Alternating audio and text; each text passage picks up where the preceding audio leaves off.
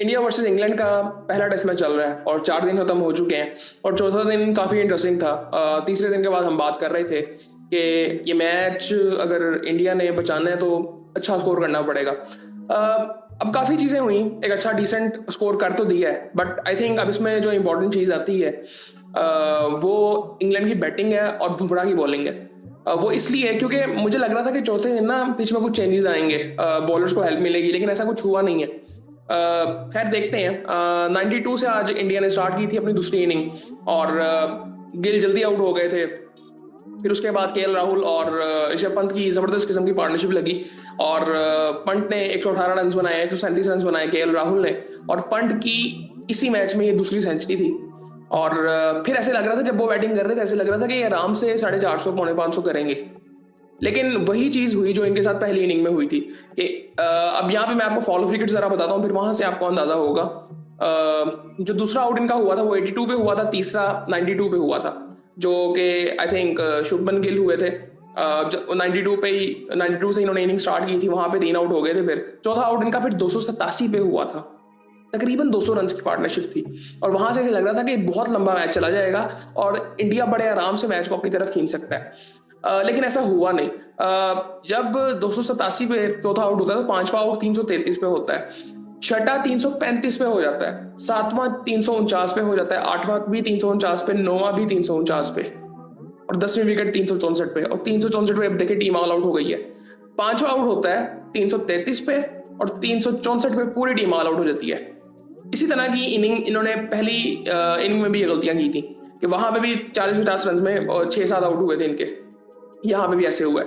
खैर उसके बाद अगर इनकी बॉलिंग की बात करें इंग्लैंड की, तो क्रिस वॉक्स ने एक आउट किया 45 रन देके 19 ओवरों में, ब्राइडन कार्स ने 3 आउट किए 19 ओवरों में 80 रन देके, 2 मेड इन थे।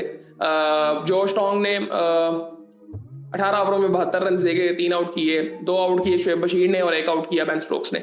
सो उसके बाद अब इंग्लैंड ने 21 रन में, इंग्लैंड का कोई आउट नहीं है, 6 ओवर इन्होंने बैटिंग की और कुछ नहीं इनके साथ हुआ।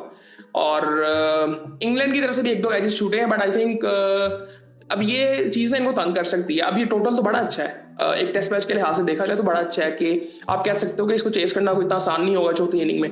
लेकिन जो 4 दिन जिस तरह से बैटिंग गई है ना, ये टोटल कुछ भी नहीं लग रहा। सो आई थिंक यहाँ पे अब मैं एक बड़ी सिंपल सी चीज कह सकता हूँ कि बुमराह वर्सेस इंग्लैंड की पूरी टीम है। सो वो बुमराह को बहुत अच्छी बॉलिंग करनी पड़ेगी। इवन इंडियन मीडिया में भी ये चीजें चल रही थी कि बुमराह मैच जितवा दो।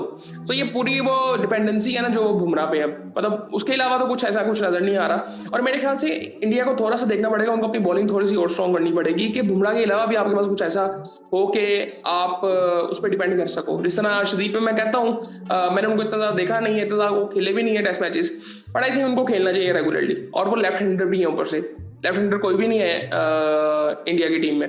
सो आई थिंक उनको देखना चाहिए। और ये पिछले कुछ सालों से हम बात कर रहे थे, इंडियन बॉलर्स की काफी बात हो रही थी, उसमें बुमराह थे बहुत ज्यादा। बुमराह का जो इम्पैक्ट था, इवन कई जगहों पे शामी भी अच्छी बॉलिंग कर रहे थे, भुवनेश्वर कुमार कुछ अच्छा रहे हैं, बट आई थिंक वो इतने कंसिस्टेंट नहीं थे जिस तरह बुमराह थे।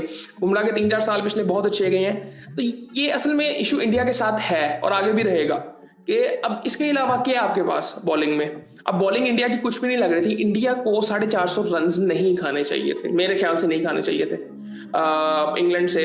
सो खैर अब ये सूरत हाल चौथे दिन हो गई, अब पांचवा दिन है।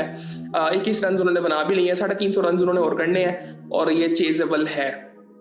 अगर तो चौथे दिन में थोड़ी सी हेल्प मिली होती बॉलर्स को तो फिर मैं कहता कि यार ये कहाँ से चीज होना है, इनसे बुमराह उनके पास है, बट ये चेजेबल हो सकता है। और इंग्लैंड की बैटिंग काफी लंबी है, इंडिया की तरह नहीं है। उनकी पहली इनिंग भी आप अगर देखें तो सबकी कंट्रीब्यूशंस थी कुछ ना कुछ।